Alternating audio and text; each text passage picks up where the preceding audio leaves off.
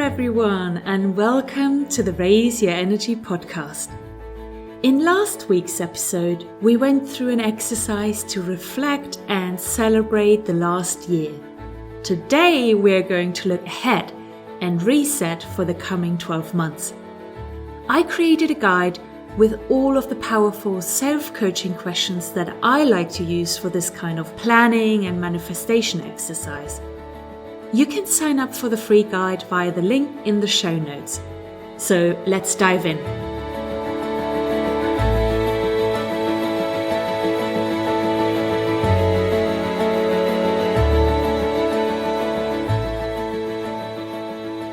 I hope you all arrived well in the new year and already had a fabulous first few days.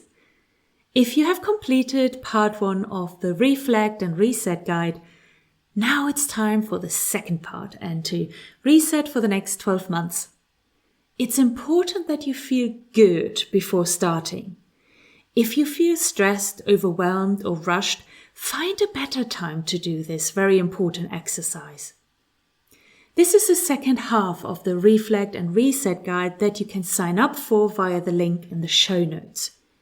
You can still listen to this episode where we'll go a bit deeper into the questions, but when you do the exercise, make sure to start with the first part, which is the reflection on 2021. These two halves build on each other nicely. So how are you about setting new goals and intentions at the beginning of a new year? Are you more, yeah, or more, I like to go through exercises of reflection and planning for the new year ahead, but more in a way of manifesting and dreaming big. The whole thing about setting resolutions I have given up on. I think I have had one too many falling through pretty quickly after the new year. I don't want to call my goals and plans resolutions anymore. Do you feel the same? Maybe you still love to set resolutions and actually have quite some success with them. That's so great. I came across a post or an article last year that now popped into my mind again. Instead of creating New Year's resolutions, it was suggested to create New Year's practices. That way you give yourself a whole year to practice. And if you don't get it right from the start, it's fine. You have 365 days to practice. If you don't achieve it every day, it's fine as well. You can just practice again tomorrow and get better over time. I love that approach. So for you, if you still go for resolutions at this time of the year, take the opportunity to be kind to yourself and let yourself practice. The second part of this Reflect and Reset guide focuses on the end in mind. It uses the technique of jumping 12 months ahead and looking back from that perspective. It means you visualize a future version of yourself, which is a great manifestation practice. And by jumping into the role of your future self, you can imagine better what will have happened in 2022, or better, what you would want to happen in 2022. Are you with me? So let's get into the questions and provide you with a bit more insights on what to look out for and how best to answer these. Question 1 is, how does your perfect year look like? I'm asking you to imagine it's the 31st of December 2022. As you look back and reflect on how well this year went for you, you decide it was perfect. What made it so perfect? What happened for you to call this year a perfect year? What a great opportunity to now look back at the whole year while it being successful and great. Spend as much time as you want on this question. In question 2, I'm asking what you did differently in 2022 to create this perfect year. Maybe you changed some habit, some activity, or shifted your attention and focus. Maybe you want to show up as a different person to the world. Anything big or small can help you to make 2022 such a great year. And in question 3, we want to get clear on what you let go of to create this amazing year 2022. Especially from the first part of the exercise.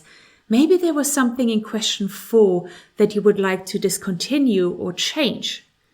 So you can let go of it in 2022 to make the year better for you, so you can enjoy yourself more. In question 4, I ask you to reflect on the year 2022. What worked for you? What gave you energy and fun? What achievements are you most proud of? This is the part where you can start to make plans. What would you like to incorporate into the year? What can you see yourself enjoying? And what would you like to accomplish in the year? Be inspirational. Be bold and dream big. In question 5, I ask you how you could incorporate more of the answers from part 1, question 3, into 2022 to have even more energy. So look back at your answers to question 3 in the previous half of the guide and see what you would like to take into the new year. How can you make sure that you have more of it? Right. The last 2 questions are to be used as reminders and mantras for the year, for you to check in with yourself and your energy levels. So question 6 is, what's a reflective and guiding question you can create and ask yourself every day in 2022 that will make you focus on more joy and fun in your life? I'm going to give you a few examples that can help you come up with your question for the year. Here we go. For example, it could be, what am I doing today to show that I love myself? Or, how will I bring fun into my day today? Another example could be, how can I do it more easily? Or, what will lift my spirit today? And the last example I have is, what can I let go of today to protect my energy levels? So many choices, and it all depends on your focus for the year. You know, our conscious and subconscious mind has to answer any question asked. So if you have this routine to ask this question every day, it does not mean that you need to know the answer straight away. It might come to you during the day.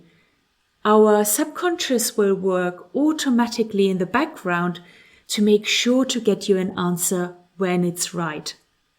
And the last question is, what is the first word or phrase that comes to you that symbolizes what you're going to create and experience over the next 12 months? This is for you to create a mantra or an affirmation that reminds you how you want to show up in 2022. It could be any word or phrase that pops into your mind, as long as it reminds you of this exercise, the plans you have made, the perfect year. Right, that's it. Even talking through this question makes me itch to take a pen and start writing myself. Quite often, it's not just about the answers, but the process of even asking ourselves these kinds of questions. We could all bring more quality questions into our lives.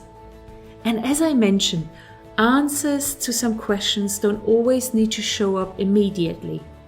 The subconscious will give us the right answer at the right time. But if we never ask the question in the first place, we can wait a long time for a significant answer. I hope you give yourself the present of going through this exercise. If you like this kind of work here in this podcast, leave me a comment and I'm going to build this in the podcast more often.